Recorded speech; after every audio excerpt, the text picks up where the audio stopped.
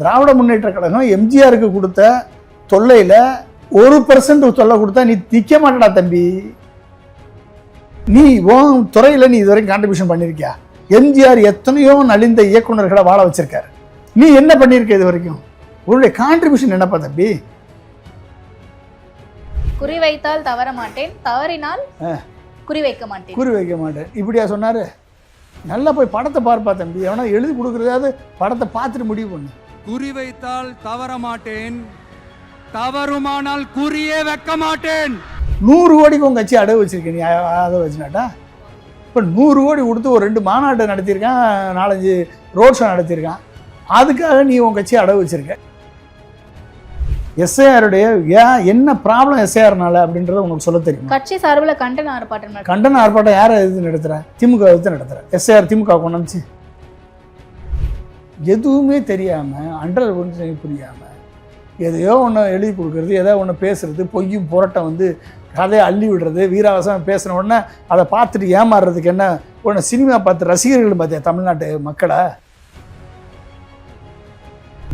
தற்குறிகள் தலைவனாக இல்லாமல் தனித்திறன் பெற்றவர்களின் தலைவனாக அவர் என்றைக்கு உருவாகிறாரோ அன்றைக்கு அவர் அரசியல் தலைவராக மதிக்கப்படுவார், கருதப்படுவார். அது வரைக்கும் நடிகன் தான், நீ தற்குறி தான்.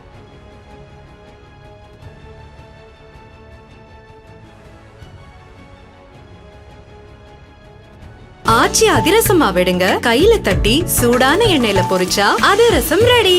வணக்கம் சார். வணக்கம்மா. நேற்றைக்கு காஞ்சிபுரத்தில் ஒரு நீண்ட நாள் இடைவேளைக்கு பிறகு தாவேகா தலைவர் விஜய் அவர்கள் வந்து மக்களை சந்திச்சிருக்காரு. ஒரு உள்ளரங்கில் மக்கள் சந்திப்பு நிகழ்த்தும் போது பல்வேறு விடயங்கள் பேசுகிறாரு. திமுக குறித்தான தாக்குதல்களை மீண்டும் தொடங்கியிருக்காரு. வன்மத்தில் திமுக நிறைய அவதூறுகளை பரப்புகிறாங்க அப்படின்னு சொல்கிறாங்க. தற்குறிகள் அப்படின்னு சொல்லிட்டு விஜயையும் அவருடைய ஆதரவாளர்களையும் வந்து விமர்சிக்கிறாங்க அப்படின்ட்டு பல்வேறு விடயங்களை சுட்டி காட்டி பேசியிருக்காரு. இந்த முழுவதுமான ஸ்பீச் எப்படி இருந்துச்சுன்னு நீங்கள் நினைக்கிறீங்க? அந்த ஸ்பீச் பார்த்தோமா, அது வந்து ஒரு ஆணவத்தினுடைய வெளிப்பாடா, அகங்காரத்தினுடைய வெளிப்பாடா? ஒரு தலைவர் பேசுன மாதிரி இல்லை. ஒரு நடிகன் வந்து கதை வசனத்தை எழுதி கொடுத்து ஆவேசத்தோட, ஆணவத்தோட, அகங்காரத்தோட குற்றச்சாட்டு சொல்லி பேசுனது மாதிரி தான் தெரிஞ்சது. ஒரு 41 பேர் மரணம் அடைந்த பிறகு பேசக்கூடிய பக்குவப்பட்ட தலைவர் அது பேச்சு மாதிரி அது இல்லை. பக்குவப்படுவார் அப்படின்னு நம்மளாம் நினைக்கிறோம். அதுக்கு தான் நம்ம வந்து சுட்டி காட்டுறோம், தவறுகளை சுட்டி காட்டுறோம். இப்படிலாம் நீங்கள் இருக்கக்கூடாது. ஏன் சுட்டி காட்டுறோம் அப்படின்னம்னா, ஒரு மாற்று அரசியல் சக்தி வரணும். அந்த மாற்று அரசியல் சக்தி ஒரு அறிவார்ந்த அரசியல் சக்தியாக இருக்கக்கூடிய திராவிட திமுக அதிமுகவை தாண்டி மக்களுக்கு நல்லது செய்யக்கூடிய ஒரு வல்லமை பெற்ற கட்சியாக வர வேண்டும் என்ற ஒரு நல்ல எண்ணத்தில் தான் வந்து மாற்று அரசியலை நம்ம வரவேற்கிறோம். இப்போ மாற்று அரசியலில் வர்றவங்க அத்தனை பேருமே ஏதாவது ஒரு வகையில் வந்து தங்களது பதவியை, தங்களது பணத்தை, தங்களது அதிகாரத்தை, தங்களது செல்வாக்கை மிஸ்யூஸ் பண்ணி மக்கள் மத்தியில் எக்ஸ்போஸ் ஆகிடுறாங்க. அப்போ அந்த எக்ஸ்போசத்தில் லேட்டஸ்ட்டாக வந்திருக்கவர் விஜய். அப்போ அந்த விஜய் வந்து நேற்று பேசுனதை பார்க்கும் பொழுது என்ன அப்படின்னா வந்து அந்த அந்த அந்த பேச்சில் இருக்கக்கூடிய கோபம், ஆத்திரம், அகங்காரம் இதுதான் வெளிப்பட்டதே ஒழிய சட்டியில் இருக்க தான் அகப்பையில் வரும்னு சொல்லுவாங்க. அவர்கிட்ட என்ன இருக்கோ அதான் வெளியே வருது. அன்பு இருந்தால் அன்பு வரும், பண்பு இருந்தால் பண்பு வரும், பாசம் இருந்தால் பாசம் வரும், தொலைநோக்கு பார்வை இருந்தால் தொலைநோக்கு பார்வை வரும், மக்களுக்கான பிரச்சனைகளுக்கு தீர்வு இருந்தால் அந்த தீர்வு வரும். ஆனால் எதுவுமே வரல. ஒன்லி வெறியும் ஆத்திரமும் பிளாஸ்ட்டும் தான் வந்திருக்கு. சரிங்களா? ஓகே. அப்போ என்ன அர்த்தம்? இது வரைக்கும் வந்து செத்தவன் கூட்டம் நின்று செத்தான். இனிமேல் நான் கூடக்கூடிய கூட்டங்களுக்கு வந்தால் குண்டு தாண்டா வெடிக்கும், பிளாஸ்ட் ஆயிரும்டா அப்படின்னு குறிப்பால் உணர்த்தியிருக்காரு விஜய் மக்களை. இதையும் அப்படிதான் புரிஞ்சுக்கிறீங்களா? ஆமாம், பிளாஸ்ட் வெறும் பெரிய பிளாஸ்ட். இவர் பேசுகிற பேச்சு என்ன அரசியல புரட்சி ஏற்படுத்துகிற பிளாஸ்ட்? செயல்பாடுகள் இப்படி இருக்கும் பிளாஸ்ட் அப்படின்னு கூட சொல்லி. என்ன செயல்பாடு இருக்கு உங்கள்கிட்ட என்ன செயல்பாடு இருக்குது இது வரைக்கும்? நீ எதை எதிர்த்து போராடி இருக்க? எஸ்ஐஆர்னா என்னன்னு தெரியுமா உனக்கு? எஸ்ஐஆரை பற்றி போராடி இருக்கியா? எஸ்ஐஆரை பற்றி எவனோ எழுதி கொடுத்ததை வீடியோ போட்டிருக்க. எஸ்ஐஆருடைய என்ன ப்ராப்ளம் எஸ்ஐஆர்னால அப்படின்றத உனக்கு சொல்ல தெரியும்? கட்சி சார்பில் கண்டன ஆர்ப்பாட்டம் யாரை எதிர்த்து நடத்துகிற? திமுக எதிர்த்து நடத்துகிற. எஸ்ஐஆர் திமுக கொண்டுச்சு. அப்போ என்ன அரசியல் புரிதல் இருக்கு உனக்கு? என்ன அரசியல் புரிதல் இருக்கு உனக்கு? ஒரு புரிதலும் கிடையாது. ஒரு ஒரு ஒரு அண்டர்ஸ்டாண்டிங்கே இல்லை உனக்கு. அப்புறம் நீ என்ன உன்னை வந்து சொல்லுவாங்க, இப்போ தற்கொலைன்னு சொல்லாமல் எப்படி சொல்லுவாங்க? தற்கொலை சொன்னால் கோவம் வருது. தற்கொலைனா என்ன? தற்கொலைனா ஏன் சொல்கிறோம் தற்கொலை? எவன் ஒருத்தன் வந்து தன்னை உணராதவனோ, எவன் ஒருத்தன் வந்து போதைக்கு அடிமையாக இருக்கானோ, எவன் ஒருத்தன் சினிமாவுக்கு அடிமையாக இருக்கானோ, எவன் ஒருத்தன் வந்து கவர்ச்சிக்கு அடிமையாக இருக்கானோ, எவன் ஒருத்தன் வந்து வெத்து பேச்சுக்கு அடிமையாக இருக்கானோ, எவன் ஒருத்தன் வந்து சிந்தனையற்றவனாக இருக்கானோ, எவன் ஒருத்தன் வந்து பகுத்தறிவு சிந்தனை இல்லாதவனாக இருக்கானோ, எவன் ஒருத்தன் வந்து பொய்யும் புரட்டையும் பேசி திருவனாக இருக்கானோ, எவன் ஒருத்தன் வந்து பொய்யை உண்மையாக பரப்புறவனாக இருக்கானோ, பொய்யான தகவலை பரப்புறவனாக இருக்கானோ, அவன்லாம் தற்குறி தான். ஓகே, புரிஞ்சுட்டீங்களா? அப்போ இந்த தற்குறிகள் வந்து தற்குறின்னு சொல்லாமல் நீங்கள் என்ன சொல்லுவீங்க? பைத்தியக்காரன் தானே சொல்லணும். இப்போ பைத்தியக்காரன் என்னைக்காவது ஒத்துக்கிட்டு இருக்கானா நான் பைத்தியக்காரன்னு நீங்கள் சொன்னீங்கன்னா என்ன சொல்லுவான்? சைக்காட்ரி ட்ரீட்மெண்ட் போடா அப்படின்னா நீ தாண்டா பைத்தியக்காரன், நீ போடான்னு சொல்லுவான். சொல்லுவானா இல்லையா? சொல்லுவான். அப்போ இவன் என்ன நினைக்கிறான்? அப்போ எப்படிப்பட்ட ஒரு கூட்டத்தை உருவாக்குற நீ? எப்படிப்பட்ட கூட்டத்தை உருவாக்க? எம்ஜிஆர் வந்து வாத்தியார்னு ஏன் சொன்னான்? எம்ஜிஆரை வாத்தியார்னு சொன்னான்? ஏழை எளிய மக்கள். ஒருமையிலே பேசிட்டு இருக்கீங்க சார் தொடர்ந்து. யார? எம்ஜிஆரையா? விஜய். ஏங்க ஒருமையில என்னை விட சின்ன பையன் தாங்க. ஒருமையில பேசின என்ன தப்பு? என்னை விட சின்ன பையன் தாங்க. இல்லை, ஒரு கட்சியினுடைய தலைவராக இருந்தால் நான் தலைவராக இருப்பேன். அதாவதுங்க எந்தரோ மகானுபாவோடு அந்தருக்கே வந்தனம்னு இருக்கான். ஓகே, நான் வந்து ஃப்ளோவில் நம்ம வந்து பேசுகிறோம், தப்பு தான், அவன் சொல்லக்கூடாது தான், நான் ஏற்றுக்கிறேன். ஆனால் என்ன ஆகுது அப்படின்னா மதிப்பு எந்தரோ மகாபானுபாவோடு அந்தருக்கே வந்தனம்னு சொல்ல ஒரு ஃபேமஸ் கோட்டு பார்த்துருப்பீங்க. அப்படின்னு என்ன அர்த்தம்? மரியாதைக்குரியவர்கள் எவரோ அவருக்கெல்லாம் வணக்கம் அப்படின்னு அர்த்தம். அப்போ மரியாதைக்குரியவனா நீ இருந்தா உனக்கு வணக்கம் வைக்கப்படும், மரியாதைக்கு கொடுக்கப்படும். மரியாதைக்குரியவன் இல்லாமல என்ன பண்ண முடியும்? அப்போ ஆட்டோமேட்டிக்காக வரத்தான் செய்யும். ஓகே, மரியாதைக்குரியவனா நீ உன்னை தகுதிப்படுத்து, உன்னை உயர்த்தினேன்னா எல்லாரும் உன்னை மரியாதையாக பார்ப்பாங்க. நீ வந்து காட்டு கத்துனேன்னா அது கதறல் கதறனா என்ன அர்த்தம்? உன்னை யாரு தொட்டது? உன்னை யாரு பேசுறது? நாங்க இன்னும் விமர்சிக்கவே ஆரம்பிக்கல, அதுக்குள்ள இவ்வளவு கதறல் என்ன கதறல்? நீ அவர் சொல்றாரு, இவரு கதறாரு. யாரு கதறனா? நீ தம்பி, நீ அடிக்கடி யூடியூப்பை பார்த்துட்டு ஃபேஸ்புக்கை பார்த்துட்டு நீ வந்து சோசியல் மீடியாவை பார்த்துட்டு கதறல் நீ சொல்லிட்டு இருக்க. உன்னை பார்த்து திமுக ஆரம்பிக்கவே இல்லை.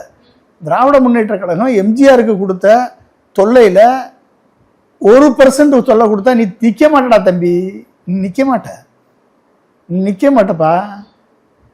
நீ 1% தொல்லை கொடுக்க ஆரம்பிச்சிச்சுன்னா நீ ஒரு இடத்துல நிற்க முடியாது. ஓகே, உன்னை இக்னோர் பண்ணிட்டு போயிட்டே இருக்காரு அவர் முதலமைச்சர். புரிஞ்சுட்டியா? நீங்க கதறது நீ தான் கதறிட்டு இருக்க, அவர் ஒன்றும் கதறல, நீ தான் கதறிட்டு இருக்க. அவங்க வந்து அவங்களுடைய கன்சர்ன் என்ன அப்படின்னா இளைஞர்கள், மாணவர்கள், எதிர்காலத்தை உருவாக்கக்கூடிய மாணவர்களுக்கு இன்னைக்கு பல்வேறு ப்ரெஷர்ஸ் இருக்கு. ஒரு சைடு டாஸ்மாக் பிரச்சனை இருக்கு. டாஸ்மாகை வந்து எந்த கவர்மெண்டாலையும் ஒழிக்க முடியாது. பிகாஸ் வருமானம் அதிலிருந்து அதிகமான வருமானம் வருது.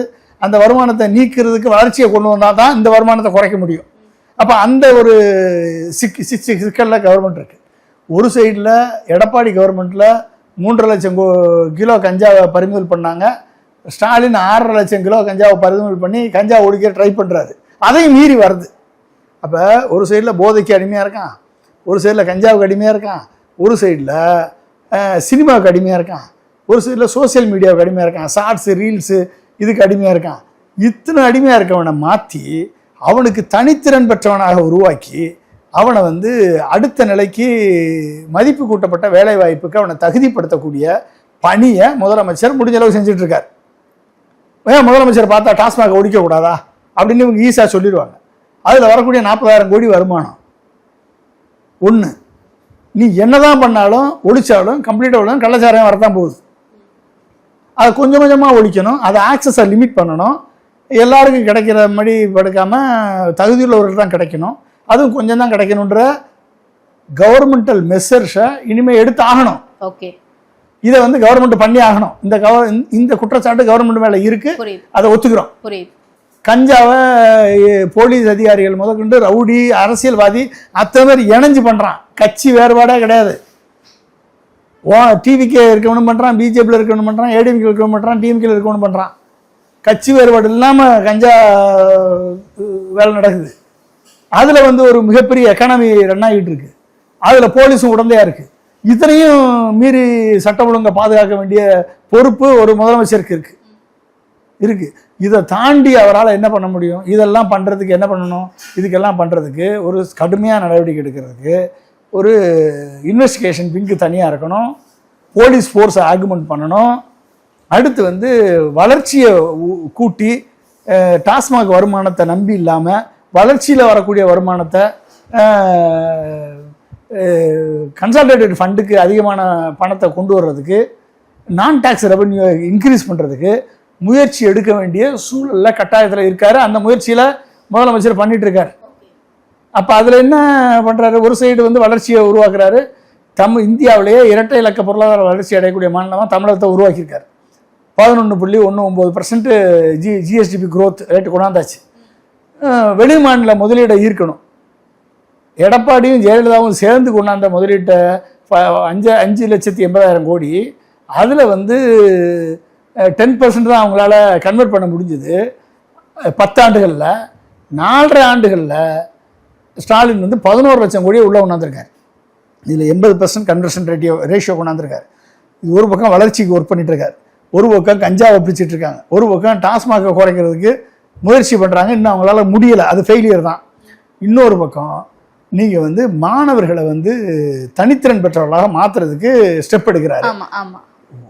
காலை உணவு திட்டத்திலிருந்து இது புதுமை பெண் திட்டம், தமிழ் புதல்வன் திட்டம், நான் முதல்வன் ஸ்கீம். இன்னைக்கு தமிழ் புதல்வன் திட்டத்தில், புதுமை பெண் திட்டத்தில் 1000 ரூபா மாதம் கவர்மெண்ட் ஸ்கூலில் படித்த மாணவர்களுக்கு உயர்கல்விக்காக கொடுக்குறாங்க. இது இந்தியாவிலேயே தமிழகத்தில் தான் மாதம் மாதம் ஸ்காலர்ஷிப் கொடுக்குறது ஒரே மாநிலம் தமிழ்நாடு தான். 2வது நான் முதல்வன் ஸ்கீம்.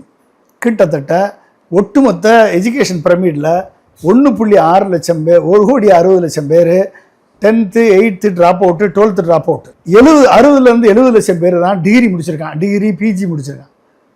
புரிஞ்சுக்கிட்டீங்களா? Professional degree, arts and science degree and post graduate degree 60 to 70 லட்சம் பேர். மிச்சம் இருக்கிற 4 லட்சம் பேர் தான் டாக்டர்ஸு, பிஹெச்டி முடித்தவங்க. இதுதான் எஜுகேஷன் பிரமிடு. இந்த எஜுகேஷன் பிரமிடில் 60 லட்சம் பேர் படித்தவங்களில் 42 லட்சம் பேருக்கு ஸ்கில் அப்கிரேடேஷன் பண்ணியிருக்காரு நான் முதல்வன் ஸ்கீம் மூலமாக. இது இந்தியாவில் எந்த மாநிலத்திலையும் பண்ணலை, நான் முதல்வன் ஸ்கீம் மூலமாக. அப்போ ஸ்கில் அப்கிரேடேஷன் என்னது? எந்த ஸ்கில்லில்? ஆர்டிஃபிஷியல் இன்டெலிஜென்ஸில், டீப் டெக்னாலஜிஸில், பயோடெக்னாலஜியில், பிளாக் செயின் டெக்னாலஜியில், ஓகே, மெஷின் லாங்குவேஜில், அன்மேண்ட் ஏரியல் வெஹிக்கிளில், ட்ரோன்ஸில், ட்ரோன் பைலட்டாக, அடுத்து வந்து குவாண்டம் கம்ப்யூட்டிங்கில், விஎல்எஸ்ஐ டிசைனில், oil and gas industry, automobile industry, textile industry, இப்படி பல்வேறு இண்டஸ்ட்ரியில் 2000 இண்டஸ்ட்ரியை வந்து இன்டகிரேட் பண்ணி, காலேஜஸோட ஸ்கூலோட இன்டகிரேட் பண்ணி 42 லட்சம் மாணவர்களை தனித்திறன் பெற்றவர்களாக மாற்றி, ஒரு ஸ்கில்லு டிகிரி மட்டும் பலன் பெறாது, டிகிரி மட்டும் பயன் கொடுக்காது, டிகிரியை தாண்டி இவர்கள் வந்து ஒரு 4-5 ஸ்கில் உள்ளவங்களா வெளியே வந்தால், சர்டிஃபிகேட்டோட வெளியே வந்தாங்கன்னா, இவங்க எப்படிப்பட்ட காலகட்டத்திலையும் இன்றைக்கி ஆர்டிஃபிஷியல் இன்டெலிஜென்ஸ் ரெவல்யூஷனில் 2024-25 மட்டும் கிட்டத்தட்ட 5 லட்சம் பேர் வேலை இழந்திருக்காங்க. உலக லெவலில் 5 லட்சம் பேர் வருஷத்துக்கு. 5 லட்சம் பேர் ஐடி படித்தவன், டெக்னாலஜி படித்தவன் வேலை இழந்திருக்கான். இந்த ரீப்ளேஸ்மெண்ட் எப்படி பண்ணணும்? அப்போ ஒரு அடுத்த 20 ஆண்டுகளுக்குள்ள இந்த இளைஞர்களை தனித்திறன் பெற்றவர்களாக மாற்றணும்னு தமிழக முதல்வர் மு க ஸ்டாலின் திட்டம் போட்டு அவர்களுக்கு ஸ்பெஷல் ஸ்கில்லை ஸ்கூலில் கொண்டு போய் கொடுத்து, இதை வந்து காலேஜில் கொடுத்து, டிப்ளமோ பாலிடெக்னிக்கில் கொடுத்து, ஐடிஐயில் கொடுத்து, இன்ஜினியரிங் காலேஜில் கொடுத்து, இத்தனையும் ஒரு உருவாக்கி 42 லட்சம் பேர் உருவாக்கியிருக்கு. வருஷத்துக்கு 14 லட்சம் பேர் ஜாயின் பண்ணுறாங்க. இப்போ நீங்கள் ஸ்கில் டெவலப்மெண்ட் சார்ந்து, எஜுகேஷன் சார்ந்து மாணவர்களுக்கு இவ்வளோ ஸ்கீம்ஸ் கொண்டு வராங்க தமிழக அரசுன்னு சொல்றீங்க. ஆனால் ஒவ்வொரு வீட்டுக்கும் குறைஞ்சது ஒரு டிகிரி ஹோல்டராச்சும் இருக்கணும் அப்படிங்கறத நம்ம உறுதிப்படுத்தணும் அப்படின்ட்டு விஜய் அவர்கள் அது எம்ஜிஆர் என்னைக்கே பண்ணிட்டு தம்பி, அது எம்ஜிஆர் என்னைக்கே பண்ணிட்டாரு. 450 இன்ஜினியரிங் காலேஜ் உருவாக்குனது எம்ஜிஆர் தான் காரணம். +2ல பியூசியை ஒழிச்சிட்டு +2 கொண்டு வந்தது எம்ஜிஆர் தான் காரணம். 10th பாதி பேர் ட்ராப் அவுட் ஆனவன அடுத்த லெவலுக்கு கொண்டு போனது எம்ஜிஆர் தான் காரணம். அது முடிச்சு இன்ஜினியரிங் காலேஜ் கொண்டாந்தது எம்ஜிஆர் தான் காரணம். அத்தனை பேர் வீட்டில் இன்ஜினியர் இருக்கான். அதை தாண்டி வந்து கலைஞர் வந்து டைடல் பார்க்கை உருவாக்கி ஐடி பாலிசியை கொண்டு வந்து அத்தனை பேருக்கும் ஐடி செக்டாரில் வேலை பார்க்கறதுக்கு கலைஞர் கொண்டாந்தார். அடுத்து இவங்க அத்தனை பேரும் பண்ணி முடிச்சு நீ என்ன பண்ணிருக்க? உனக்கு என்ன 100 பேரையும் நீ படிக்க வச்சிருக்க? நீ உன் வீட்டில் நீ எத்தனை பேர் படிச்சிருக்க சொல்லு. உன் வீட்டில் நீ எத்தனை பேர் படிச்சிருக்க? நீ படிச்சிருக்கியா? முதல்ல விஜய் படிச்சிருக்காரா? விஜயுடைய பையனும் பொண்ணும் என்ன படிச்சிருக்காங்க? 100% கிராஜுவேட் ஆகிட்டீங்களா? நீயே கிராஜுவேட் இல்லை தம்பி. ஏன் கிராஜுவேட் இல்லை? ஏன் ஆகலை நீ? ஏன் கிராஜுவேட் ஆகலை நீ? அட்லீஸ்ட் மினிமம் கிராஜுவேட்டாக ஆகிருக்கணும்ல. ஏன் உனக்கு வரல? படிப்பு வரல, சினிமாவில் போயிட்ட. அது மாதிரி ஆயிரக்கணக்கான பேருக்கு படிப்பு எல்லாருக்குமே ஹையர் எஜுகேஷன் போகணும் முடியாது. அவனுக்கு தனித்திறமை இருக்கும். அந்த தனித்திறமையை கண்டறிஞ்சு அவனுக்கு எந்த தொழிலில் எந்த துறையில் வந்து அவனுக்கு திறமை இருக்குது. ஒருத்தனுக்கு பாட்டு நல்லா வரும், ஒருத்தனுக்கு டான்ஸ் நல்லா வரும், ஒருத்தனுக்கு வந்து டிராயிங் நல்லா வரும், ஒருத்தனுக்கு வந்து மெக்கானிக்கல் இன்ஜினியரிங் தான் நல்லா வரும், ஒருத்தனுக்கு வந்து டெக்ஸ்டைல் மில்லில் இன்ட்ரெஸ்ட் இருக்கும், ஒருத்தனுக்கு வந்து ஆட்டோமொபைலில் இன்ட்ரெஸ்ட் இருக்கும், இன்னொருத்தனுக்கு சிவிலில் இன்ட்ரெஸ்ட் இருக்கும். அந்த இன்ட்ரெஸ்ட்டை பொறுத்து அவனோட இன்ட்ரெஸ்ட் தகுந்த மாதிரி அவனை படிக்க வச்சு அந்த துறையில் அதிகமான ஸ்கில்லை கொண்டு வந்து ஆர்டிஃபிஷியல் இன்டெலிஜென்ஸ் ஸ்கில்லை வந்து இன்டகிரேட் பண்ணி அவனை வந்து மேம்பாடு அடைய வைத்து அவனை தனித்திறன் பெற்றவனாக மாற்றணும்னு முதலமைச்சர் ட்ரை பண்ணி ஒர்க் பண்ணிட்டு இருக்காரு. 3 வருஷத்துக்கு முன்னாலே 3 வருஷத்துக்கு முன்னால இருந்தே ஒர்க் பண்ணிட்டு இருக்காரு. நீ நேற்று வந்து கட்சி ஆரம்பிச்சுட்டு நீ தற்கொலை சொல்லிட்டான் நீ எதுக்கு கதற? நீ ஏன் தற்கொலைன்னு சொல்கிறான்? நீ வந்து படித்தவனை அத்தனை பேரையுமே வந்து ஒரு சினிமாவுக்கு அடிமையாகவும் போதைக்கு அடிமையாகவும் பாட்டுக்கு அடிமையாகவும் இதுக்கு அடிமையாகவும் உனக்கு அடிமையாகவும் நீ வச்சிருக்கிய. அப்போ அவனை தற்கொலைன்னு சொல்லாமல் என்ன சொல்லுவாங்க? இல்லை, எம்எல்ஏ டாக்டர் எழிலன் அவர்கள் சொன்ன அந்த கோட் ஒன்று ரொம்ப வைரல் ஆச்சு. அதை வந்து ஆதரவா திமுகவிலிருந்து தாவேகாவுக்கு ஆதரவா அவர் பேசியிருக்காரு அப்படின்ற தொனியில பேசுறாரு. அது ஆதரவான்னு சொல்லாதீங்க. ஆதரவா இல்லை, தற்கொலைகளை தனித்திறன் பெற்றவனா மாத்துறதுக்கு முதல்வர் என்ன நடவடிக்கை எடுத்துட்டு இருக்காரு? இப்போ நான் இவ்வளவு எக்ஸ்பிளைன் பண்ணல, இவ்வளவு எக்ஸ்பிளைன் பண்றேன். ஒரு சைடு வந்து தமிழ்நாடு அரசனுடைய பொறுப்பில் இருக்கக்கூடிய முதல்வர் நடவடிக்கை எடுக்கிறார். முதல்வர் எதுல ஃபெயிலியா இருக்காருன்னு நான் சொன்னனாலே உங்களுக்கு டாஸ்மாக்ல ஃபெயிலியர் சொன்னேன். அப்ப எதுல ஃபெயிலியரா இருக்கு, எதுல வந்து அவர் கான்சன்ட்ரேட் பண்றாரு? அப்ப ஒரு கோட்டை வந்து அழிக்கிறது கஷ்டம். அது பக்கத்தில் ஒரு பெரிய கோடை போட்டாச்சுன்னா அந்த கோடு சின்ன கோடு ஆயிரும். அப்ப அவரு சின்ன கோடை அடிக்கிறதுக்கு போடுற எஃபர்ட்டை விட பெரிய கோடை போட்டுருவோம்னு சொல்லி போட்டுக்கிட்டு இருக்காரு அவர். நீ போய் என்ன பண்ற? பெரிய கோட்டெல்லாம் காலி பண்ணி சின்ன கோடை ஆக்குற, அவனை தற்குறியா மாத்துற. இவர் தனித்திறன் பெற்றவனா மாத்துறாரு. தற்குறிக்கும் தனித்திறன் பெற்றவனுக்கும் இடையில இருக்கக்கூடிய கேப் இருக்கு பார்த்தீங்களா? அங்கதான் வந்து தலைவனுக்குரிய பண்பு நலன்கள் தெரியும். அப்ப தலைவன் என்னது? தன் தமிழ்நாட்டை தலைமை தாங்கக்கூடிய தலைவனாக திரு மு.க. ஸ்டாலின் ஒர்க் பண்ணிட்டு இருக்காரு. திரு எடப்பாடி பழனிசாமி ஒர்க் பண்ணாரு, திரு ஜெயலலிதா அவர்கள் ஒர்க் பண்ணாங்க, கலைஞர் ஒர்க் பண்ணாரு, எம்ஜிஆர் ஒர்க் பண்ணாரு. இவங்கெல்லாம் என்ன பண்ணாங்க? ஒவ்வொரு இன்க்ளூடிங் எடப்பாடி அவங்கவுங்க ஒரு கான்ட்ரிபியூஷன் கொடுத்துருக்காங்க. 7.5% இடஒதுக்கீடு கொண்டாந்தாரு எடப்பாடி. வேளாண்மை மண்டலங்களை அனௌன்ஸ் பண்ணார் எடப்பாடி. எடப்பாடி நம்ம லேசா இட போட முடியாது, அனௌன்ஸ் பண்ணார். அடுத்து என்ன?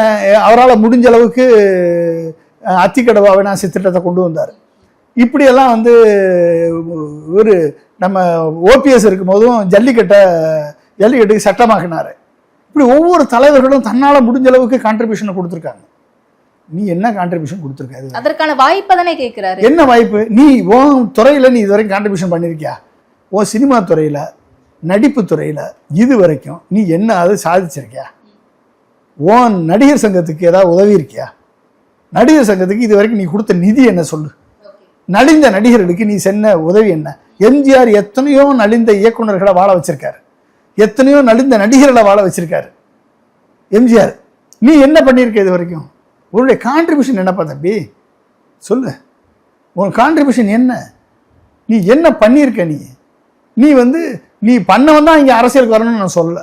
ஆனால் பண்ணாமல் வந்துக்கிட்டு மற்றவர்களெல்லாம் குறை சொல்லிக்கிட்டு என்னமோ நீ வந்தால் பெரிய ரட்சகன் மாதிரி, தேவதூதன் மாதிரி, நீ வந்தால் எல்லாத்தையும் திருப்பி நிமித்திடுறது மாதிரி, நீ மற்றவர்களெல்லாம் இது வரைக்கும் சாதனை படைத்தவங்க அத்தனை பேரையுமே நீ வந்து தரைக்குறைவாக இட போட்டு கல்வியை பற்றி உனக்கு ஒன்றும் தெரியல, இது வரைக்கும் கல்வியில் தமிழ்நாடு என்ன சாதிச்சுன்னு உனக்கு ஒன்றும் தெரியல, போய் மோடிட்ட கேளு, அவர் சொல்லுவார் கல்வியில் தமிழ்நாடு என்ன சாதிச்சுன்னு. நீ மருத்துவத்தில் என்ன சாதிச்சுன்னு மோடிட்ட போய் கேளு, உன்னுடைய சீஃப்ட போய் கேளு. ஏன் பிரைம் மினிஸ்டர்கிட்ட கேட்கணும்? பிரைம் மினிஸ்டர் தானே தமிழ்நாடு இன்ன ரேங்க்ல சாதிச்சிருக்குன்னு சொல்றாரு. அவர் கீழே இருக்கிற நித்தி ஆயோக் தானே சொல்லுது. அதனால மோடிட்ட போய் கேளு, அவர் தானே உன்னை உருவாக்கி இருக்காரு. நீ அவர்கிட்ட போய் கேளு தமிழ்நாடு என்ன சாதிச்சுன்னு, அவர் சொல்லுவாரு தமிழ்நாடு வளர்ந்துருக்கா இல்லையான்னு. தண்ணி கொடுக்கறதுலையும் கூட்டு குடிநீர் திட்டமாக இருக்கட்டும், ஒவ்வொரு ஊரில் வந்து டேங்க்கு கட்டி வீட்டுக்கு தெருவுக்கு குழாயை கொண்டு வந்ததாக இருக்கட்டும், ஓகே, கூட்டு குடிநீர் திட்டமாக இருக்கட்டும், ரோடு போட்டதாக இருக்கட்டும், சாலை வசதி பண்ணதாக இருக்கட்டும், ட்ரைனேஜ் வசதி பண்ணதாக இருக்கட்டும், அண்டர் கிரவுண்ட் ட்ரைனேஜ் பண்ணதாக இருக்கட்டும், அத்தனையுமே வந்து பண்ணது அதிமுக கட்சிகள் தானே. இத்தனை சாதனை பண்ணியிருக்காங்கல்ல, அவங்கள நீங்கள் லேசாக விட முடியாதுல்ல. இதிலிருந்து பெட்டராக என்ன பண்ணணும், இனிமேல் அடுத்து என்ன பண்ணணும், கல்வியில் என்ன பெட்டராக பண்ண வேண்டியிருக்கு, உயர்கல்வியில் என்ன சேலஞ்ச் இருக்குது, மருத்துவத்தில் என்ன சேலஞ்ச் இருக்குது, இதை உனக்கு சொல்ல தெரியல. இப்போ என்கிட்ட கேளுங்க, 1 to 1 விவாதம் சொல்லுங்கள், வர சொல்லுங்கள், விஜய் வர சொல்லுங்கள், 1 to 1 விவாதம் பண்ணட்டும். ஒவ்வொரு துறையில் இருக்கிற சேலஞ்ச் என்னன்னு நான் சொல்கிறேன், அதுக்கு தீர்வு அவரை சொல்ல சொல்லுங்கள். அவர் சொல்லலைன்னா நான் சொல்கிறேன் தீர்வை. நானே பிரச்சனையே சொல்கிறேன், நான் சொல்கிற பிரச்சனைக்கு அவர் ஏன் முன்னால் உட்காந்து தீர்வு சொல்லட்டும். அவர் சொல்ல முடியலன்னா அந்த ஸ்பாட்டில் நான் தீர்வு சொல்கிறேன். என்ன தீர்வுன்னு நான் சொல்கிறேன். ஒவ்வொரு பிரச்சனைக்கும் என்ன செஞ்சுருக்காங்க, ஏடிஎம்கே என்ன செஞ்சு, டிஎம்கே என்ன செஞ்சு, காமராஜர் என்ன பண்ணார், என்ன பண்ணணும், இனிமேல் என்ன செய்யணும், இது அத்தனையும் நான் சொல்றேன். 1 to 1 ஏன் கூட இந்த விவாதத்துக்கு வர முடியுமா? நீ அண்ணாவையும் எம்ஜிஆர் அவர்களையும் கோட் பண்ணிட்டே இருக்காருல்ல. ஏன்னா ஏடிஎம்கே ஓட்டையும் டிஎம்கே இளைஞர்கள் ஓட்டையும் பிடிக்கணுன்றதுக்காக அண்ணாவை எம்ஜிஆரை தூக்கி பிடிச்சிட்டு இருக்கீங்க. ஓகே, அது மட்டும் தான் ரீசன். அப்புறம் வேற என்ன இருக்கு? எம்ஜிஆர் நீ நடிச்ச படத்துல இருந்து ஒரு பாட்டு உன்னால பாட முடியுதா? நீ நடிச்ச படத்துல இருந்து ஒரு வசனம் உன்னால பேச முடியுதா? எம்ஜிஆர் பாட்டை தான் நீ கோட் பண்ண வேண்டியது இருக்கு, எம்ஜிஆர் வசனத்தை தான் கோட் பண்ண வேண்டியது இருக்கு, கலைஞர் எழுதின வசனத்தை தான் நீ கோட் பண்ண வேண்டியது இருக்கு. அதை ஒழுங்கா சொல்ல மாட்டேற. கரிகாலன் குறி வைத்தால் தப்பாது, தப்பினால் மறுகுறி வைக்க மாட்டான்னு கலைஞர் எழுதியிருக்காரு. எம்ஜிஆர் அந்த மர்மவகையில் பேசியிருக்காரு. குறி வைத்தால் தவற மாட்டேன், தவறினால் குறி வைக்க மாட்டேன் இப்படியா சொன்னார்? நல்லா போய் படத்தை பார்ப்பா தம்பி. எவனா எழுதி கொடுக்குறதாவது படத்தை பார்த்துட்டு முடிவு பண்ணு. இப்போ எம்ஜிஆர் தான் பேசணும் அப்படின்னா அதை பேசுகிறதுக்கு அதிமுகன்ற கட்சி இருக்குது, எம்ஜிஆருடைய தொண்டர்கள் இருக்காங்க. எம்ஜிஆருடைய ஓட்டை வாங்குறதுக்கும், அண்ணாவை சொல்லிட்டு திராவிட ஓட்டுகளை வாங்குறதுக்கும், திராவிட முன்னேற்ற கழகத்தினுடைய ஓட்டுகளை இளைஞர்கள் ஓட்டை வாங்குறதுக்கும் நீ எம்ஜிஆர் யூஸ் பண்ணுற. உன்னை யூஸ் பண்ணி என்னைக்காவது நீ பண்ணியிருக்கியா? உன்னே ஒரு ரோல் மாடலாக நீ சொல்ல முடியுமா? விஜய் நம்பி ஓட்டு போடுங்க அப்படின்னு ரோல் மாடலாக நீ சொல்ல முடியுமா? விஜய்க்கு வந்து பொருளாதார அறிவு இருக்குது, விஜய்க்கு வந்து தொலைநோக்கு பார்வை இருக்குது, தமிழ்நாட்டை பற்றி பிரச்சனைகளுக்கு தீர்வு விஜய்கிட்ட இருக்குது, விஜயால் வந்து மக்கள் மேலே அன்போடு இருக்கார், விஜய்க்கு செல்வாக்கு இருக்குது அப்படின்னு சொல்லி உன்னைய நம்பி உன்னைய ப்ரொஜெக்ட் பண்ணி நீ ஓட்டு வாங்க முடியுமா? முடியாது. அப்போ நீ உன்னைய நம்பி நீ ஓட்டு வாங்க முடியாது. நீ மற்ற தலைவர்களை சொல்கிற, அந்த தலைவர்களாவது முழுமையாக படிச்சிருக்கேன். அம்பேத்கரை பற்றி உனக்கு தெரியுமா? இல்லை பெரியாரை பற்றி படிச்சிருக்கேன்? இல்லை, அங்கே தான் எங்களுக்கு கொள்கை இல்லைன்னு சொல்லிட்டே இருக்காங்க. கொள்கை இல்லாததுனால தான் நாங்கள் சிஏஏ எதிர்த்தோமா? என்ன என்ன போராட்டத்துக்கு சிஏஏ என்ன போராட்டம் பண்ண? எஸ்ஆர் யாருக்காக போராட்டம் பண்ண? நீ போராட்டம் பண்ண வந்த 2-3 லேடிஸ்கிட்ட கேட்குறான் எஸ்ஆர்னா எங்களுக்கு ஒன்றும் தெரியாதுங்க, விஜய் வர்றாருன்னு கூப்பிட்டாங்க, நாங்கள் வந்தோம், விஜய் தான் வருவார் அப்படின்னு சொல்கிறாங்க. அப்போ என்ன நீ வந்து எஸ்ஆரை வந்து புரிய வச்சுருக்க? நீ மாணவர்களுக்கு, இளைஞர்கள், உன்னை நம்பி வர்ற பெண்களுக்கு என்னத்தை புரிய வச்சுருக்க? நீ தலைவன்னா புரிய வைக்கணும்ல. உங்கள்கிட்ட கூட வந்தவனுக்கே புரியலையே, அவன் எப்படி இருக்கும்? எப்படி நீ வந்து அரசியலை வந்து சமூக நீதி பேசுறோம், நம்மளை பார்த்து கொள்கை இல்லைன்னு சொல்றாங்க. என்ன சமூக நீதி பேசிட்ட? நீ சொல்லு. சமூக நீதியை முழுசா தெரிஞ்ச ஐயநாதனை நீ வச்சிருந்தியா? 100 கோடி கொண்டாந்தான்னு சொல்லிட்டு ஆதவஜனாவை சேர்த்த நீ. ஆனால் ஐயநாதன் அறிவார்ந்த ஒரு அரசியல் தலைவர். ஐயநாதன் வந்து ஒரு பக்குவப்பட்ட ஒரு பத்திரிகையாளர். ஐயநாதன் வந்து வரலாறும் அரசியலும் தெரிந்த ஒரு பண்பாளர். அந்த ஐயநாதனை நீ வந்து உன்னால் அவரை வச்சு யூஸ் பண்ண முடிஞ்சதா? வச்சு விரட்டி விட்டா நீ. அப்போ என்னாச்சு? யாரை வச்சுருக்க கூட? ஒருத்தன் நான் கூட 1000 கோடி கொண்டாந்துருக்கானாக்கும் நினச்சேன். 100 கோடிக்கு உங்கள் கட்சி அடவு வச்சுருக்கேன் நீ. அதை வச்சுனாட்டா இப்போ 100 கோடி கொடுத்து ஒரு 2 மாநாட்டை நடத்தியிருக்கான், 4-5 ரோட் ஷோ நடத்தியிருக்கான்.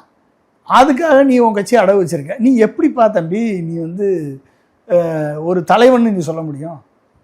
100 கோடிக்கு நீ கட்சி அடை வச்சு போயிட்ட, உன்னை அடை வச்சு போயிட்ட, உன்னை நம்பி வந்த தொண்டர்கள் அடை வச்சு போயிட்ட. நாளைக்கு இந்த நாட்டையே தமிழ்நாட்டை உனக்கு கொடுத்தா நீ தமிழ்நாட்டையே வந்து விற்றுட்டு போயிட மாட்டேன். மோடி மாதிரி வாங்குறவன் 2 பேர் விற்கிறவன் 2 பேர் மாதிரி நீ விற்றுட்டு போக மாட்டேன்னு என்ன நிச்சயம்? உன்னை எப்படி நம்பி கொடுக்குறது? அப்போ நீ என்ன தெளிவோடு இருக்க? அரசியல் தெளிவோடு இருக்க. ஓகே, உனக்கு வந்து மோட்டார் சைக்கிள் கொடுக்கணுன்ற, உனக்கு என்ன மோட்டார் சைக்கிள் எத்தனை பேர் கொடுப்ப? நீ மோட்டார் சைக்கிள் வந்தவொடனே மோட்டார் சைக்கிள் கொடுத்துருவேன், எல்லாருக்கும் வீடு கொடுத்துருவேன். எத்தனை லட்சம் வீடு தமிழ்நாட்டுக்கு தேவைன்னு தெரியுமா? 24 லட்சம் வீடு கட்டணும்னா. ஜெயலலிதா 6.5 லட்சம் வீடு கட்டி கொடுத்தாங்க. பசுமை வீட்டு திட்டம் நான் போட்டு கொடுத்த திட்டம் அது. புரிஞ்சுக்கிட்டீங்களா? 6.5 லட்சம் வீடு கட்டினாங்க. இப்போ ஸ்டாலின் வந்து 1.5 லட்சம் வீடு கட்டியிருக்காரு. போய் ஸ்டாலின் கட்டின SC ST கணக்கான வீடை போய் பாரு. தாட்கோ கட்டியிருக்கு. எப்படிப்பட்ட வீடை கட்டி கொடுத்துருக்காங்க. குறைஞ்ச செலவில் அழகாக கட்டி கொடுத்துருக்காரு. ஹாஸ்டலில் போய் பாரு. SC STக்குரிய ஹாஸ்டலில் போய் பாரு. எதுவுமே தெரியாமல் அண்டர் புரியாமல் எதையோ ஒன்று எழுதி கொடுக்குறது, எதோ ஒன்று பேசுகிறது, பொய்யும் புரட்டை வந்து கதையை அள்ளி விடுறது, வீராவசம் பேசின உடனே அதை பார்த்துட்டு ஏமாறுறதுக்கு என்ன உடனே சினிமா பார்த்து ரசிகர்கள் பார்த்தியா தமிழ்நாட்டு மக்களை? நாங்க தற்குறிகளா, நாளைக்கு திமுக எப்படிடா தோத்தோம் அப்படின்னு யோசிக்கக்கூடிய அளவுக்கு ஒரு கேள்விக்குறியா இருப்போம், ஆச்சரியக்குறியா இருப்போம் நாங்க அப்படின்றார். அவங்களுக்கு அவங்கள ஆச்சரியக்குரியும் கேள்விக்குறியாக போட்டுக்கிற வேண்டியதான். ஓகே, கேள்விக்குரியும் ஆச்சரியக்குரியும் அவனுக்காக போட்டுக்கிற வேண்டியதான். எப்படிடா தோத்தோம்னு. ஓகே, இன்னும் வந்து அவங்களுக்கு வந்து கிரவுண்ட் ரியாலிட்டினா என்னன்னு தெரியல.